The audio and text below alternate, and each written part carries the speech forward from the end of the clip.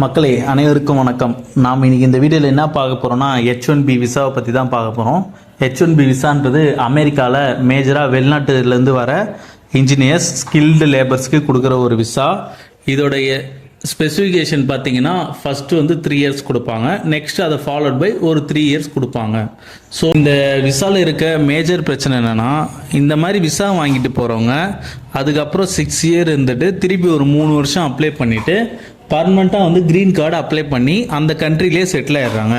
இது அந்த கண்ட்ரிக்கு வந்து மிகப்பெரிய வேலை வாய்ப்பு ஏற்படுத்துதுன்னு அந்த கண்ட்ரியோட கவர்மெண்ட் நினைக்குது. அதே மாதிரியே ட்ரம்ப்போட மெயின் அனலைசேஷன் என்னென்னா, H1B விசானால தான் நம்ம ஊரில் இருக்கவங்களுக்கு வேலை கிடைக்க மாட்டேன்னு அந்த மாதிரி ஒன்று தான் நினைக்கிறாரு. ஸோ இதை முடக்கணும்னு நினச்ச ட்ரம்ப்பு ஏற்கனவே பல சட்டத்திட்டங்களை இது மேலே போட்டுன்னு வர்றாரு.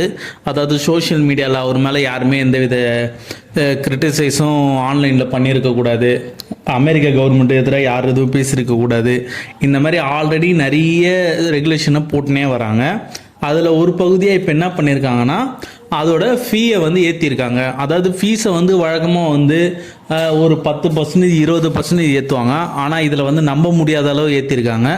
அதாவது இதுக்கு முன்னாடி இந்த ஃபீஸ் வந்து பார்த்தீங்கன்னா மேக்ஸிமம் வந்து 3 லேக்லேயே ஒரு இன்ஜினியர் வந்து H1B விசா வாங்கி யூஎஸ்க்கு போயிடலாம்.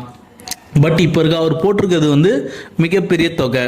அதாவது இன்னொன்று என்னென்னா, H1B விசானால இந்தியாவுக்கு என்ன பாதிப்புன்னு கேட்டிங்கன்னா, H1B விசாவில் அதிகமாக போகிற ஒரு கண்ட்ரிலேருந்து வர ஆள் தான் இந்தியன்ஸு. லாஸ்ட் இயர் வரைக்கும் 71% வந்து இந்தியன்ஸ் வந்து H1B விசா வாங்கி போயிருக்காங்க. அதாவது இங்கே இருக்க மேஜர் கம்பெனி வந்து ஹையர் பண்ணி அவங்கள வந்து இன்டர்னல் ட்ரான்ஸ்ஃபர் வழியாக யூஎஸ் மாதிரி கண்ட்ரிங்க அனுப்புவாங்க. இதில் மேஜரில் இருக்க கம்பெனி தான் TCS. இதை தாண்டி மைக்ரோசாஃப்ட் அந்த மாதிரி நிறைய கம்பெனி வந்து இங்கேருந்து ஹையர் பண்ணி ஸ்கில்டு இன்ஜினியர்ஸை வந்து அந்த கண்ட்ரிக்கு வந்து ஷிப் பண்ணிப்பாங்க. இது வந்து நடைமுறையில் இருக்க one of the major visa. இதுதான் மெயினாக வந்து அமெரிக்காவுக்கு நம்ம டிரான்ஸ்ஃபர் ஆக யூஸ் ஆகுது. இதில் பார்த்தீங்கன்னா ஏற்கனவே இந்த முறையிலே பார்த்தீங்கன்னா மிகப்பெரிய கடினமான சூழ்நிலைகள் நிலவுறது. அதாவது இவங்க வந்து கொடுப்பாங்க, லாட்டரி பேஸில் கொடுப்பாங்க, அப்ளை பண்ணுற எல்லாருக்கும் கிடைக்குன்னா கிடைக்காது. ஒரு சின்ன இஷ்யூனாலுமே அந்த விசா வந்து கேன்சல் பண்ணுறாங்க. அதாவது கேன்சல்ன்ற பேரில் அந்த விசாவோட டிலேனஸ் அதிகமாக இருக்கும்.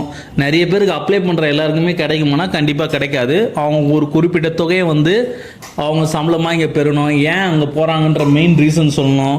அந்த மாதிரி நிறைய இதாக இருந்தது. இப்போ பார்த்தீங்கன்னா அதில் மேலும் ஒரு இதுவாக இப்போ என்ன பண்ணியிருக்காங்கன்னா, அதோட தொகையை வந்து மிகப்பெரிய அளவு ஏற்றிருக்காங்க. அதாவது இதுக்கு முன்னாடி பார்த்தீங்கன்னா 3 லட்சம் தான் இருந்தது. இப்போ மடங்கு ஏற்றி ஒரு 1600%, அதாவது இப்போ 88 லட்சமாக அந்த தொகை வந்து நிர்ணயிக்கப்பட்டுள்ளது. இதை வந்து அந்த கம்பெனி தான் வந்து யூஸ்வலாக வந்து பே பண்ணோம். ஆல்ரெடி இங்கேருந்து யூஎஸ்க்கு எடுக்கிற ஒன் ஆஃப் த ரீசன் வந்து யூஎஸை கம்பேர் பண்ணும்போது இந்தியாவிலேருந்து வரவங்களுக்கு குறைந்த அளவு சம்பளம் கொடுத்தா போதுன்னு ஒரு நிலைமை இருக்குது. ஸோ அதனால தான் வந்து H1B விசாவில் அதிகமாக ஹையர் பண்ணியிருந்தாங்க யூஎஸில் இருக்க கம்பெனிஸ், டெக் கம்பெனிஸ். ஸோ இப்போ இதனால் என்ன ஆகுனா, யூஎஸில் இருக்க ஜாப் டேட்டா வந்து நல்ல மாதிரி வரும்னு எதிர்பார்க்குறாங்க. ஏன்னா 88 லட்சம்ன்றது போது அந்த ஊரில் இருக்க இளைஞருக்கே வேலை கொடுக்குறதுக்கு மேக்ஸிமம் வந்து அந்த ஊர் கம்பெனிஸ் வந்து ட்ரை பண்ணோம். அது ஒன் ஆஃப் த இதுவாக இருந்தாலும் இங்கே இருக்க கம்பெனி தான் மெயினாக 88 லட்சத்தை வந்து செலவு பண்ணணும் போது அந்த கம்பெனிங்க வந்து 88 லட்சத்தை இன்வெஸ்ட் பண்ண ரெடியாக இருக்காது. ஏன்னா ஆல்ரெடி அவங்களுக்கு வந்து இதை விட கம்மியான பே அவுட்டில் தான் அவங்க அங்கே இருப்பாங்க. ஸோ அதுக்காக வந்து இதை வந்து கண்டிப்பாக பே மாட்டாங்க. ஏன்னா இது எவ்ரி இயர் வந்து அவங்க பே பண்ணுற மாதிரி இருக்கும். ஸோ இதுக்காக இப்போ இருக்க கம்பெனிங்கெலாம் இப்போ என்ன முடிவாக என்ன பண்ணியிருக்குன்னா, எல்லா மைக்ரோசாஃப்ட் அந்த மாதிரி கம்பெனி வந்து எல்லா டெக் இன்ஜினியர்ஸையும் உடனே அந்த நாட்டுக்கு வந்து ரிட்டர்ன் கூப்பிட்ருக்காங்க. ஸோ இதோட ப்ராக்ரஸ் வந்து போக போக தான் தெரியும். ஆனால் இது வந்து ஒன் ஆஃப் த மூவ் வந்து இந்தியாவுக்கு அகேன்ஸ்டாக பார்க்கப்படுது. ஏன்னா இந்தியாவில் இருக்கிறவங்க தான் அதிகமாக வந்து யூஎஸ்க்கு வந்து டெக் லீடாக போயிட்டுருக்காங்க. தேங்க்யூ, தேங்க்ஸ் ஃபார் வாட்சிங் திஸ் வீடியோ.